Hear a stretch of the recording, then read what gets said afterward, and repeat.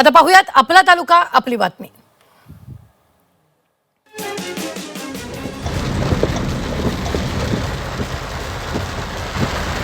पुणे जिल्ह्यात जोरदार पावसानं हजेरी लावली। आंबेगाव तालुक्याला पावसानं झोडपलंय तर पारगाव निरगुडसर शेतीला तळ्यांचं स्वरूप प्राप्त झालंय। दमदार पावसामुळे बळीराजा सुखावला असून शेती मशागत पेरणीच्या कामांना वेग येणार आहे।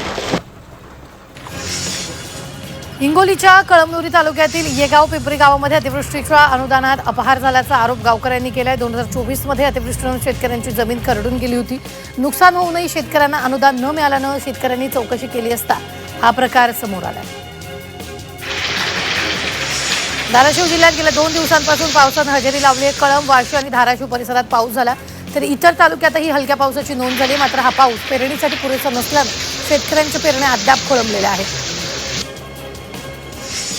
फुरसुंगी येथील निवारागृहात कार्यरत असलेल्या 26 वर्षीय सोशल वर्कर अतुल लाळगे याच्या आत्महत्येप्रकरणी पैठण तालुक्यातील वडले गावात ग्रामस्थांकडून तीव्र संताप व्यक्त होतो। वरिष्ठांकडून होणारा कथित मानसिक छळ, धमक्या आणि अतिरिक्त कामाच्या ताणामुळे अतुलनं जीवन संपवल्याचा आरोप नातेवाईकांनी केला।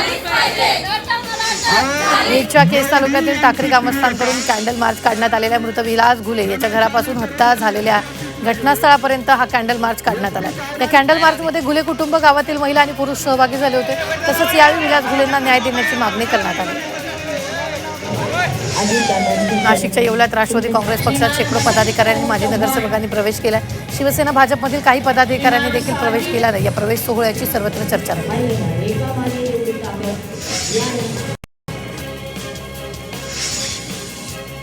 मान्सून उशिरा आल्याने येवला तालुक्याच्या उत्तर पूर्व भागात पावसाचं प्रमाण अद्यापही कमी आहे। त्यामुळे शासनाकडून टँकरनं पाणीपुरवठा अद्याप सुरू ठेवण्यात आला।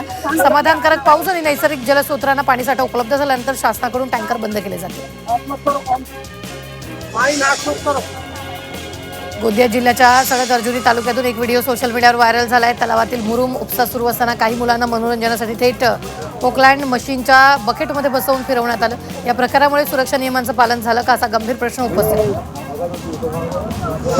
येवल्यात गोपाळकृष्ण उत्सव आणि महालक्ष्मी माता उत्सव मोठ्या उत्साहात आणि भक्तिमय वातावरणात साजरा करण्यात आला। त्यानिमित्तानं शहरातून महालक्ष्मी मातेची पालखी मिरवणूक काढण्यात आली। गरबा खेळत मिरवणुकीत महिलांनी सहभाग घेतला।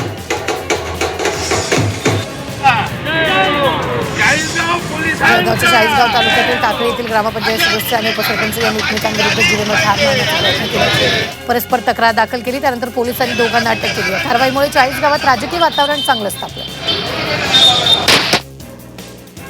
वडगाव मावळ न्यायालयाच्या आवारातून पोलिसांच्या ताब्यातील आरोपीनं पलायन केले। न्यायालयाबाहेर बेडी घालत असताना आरोपीनं पोलिसांच्या हाताला हिसका देत घटनास्थळावरून पळ काढला।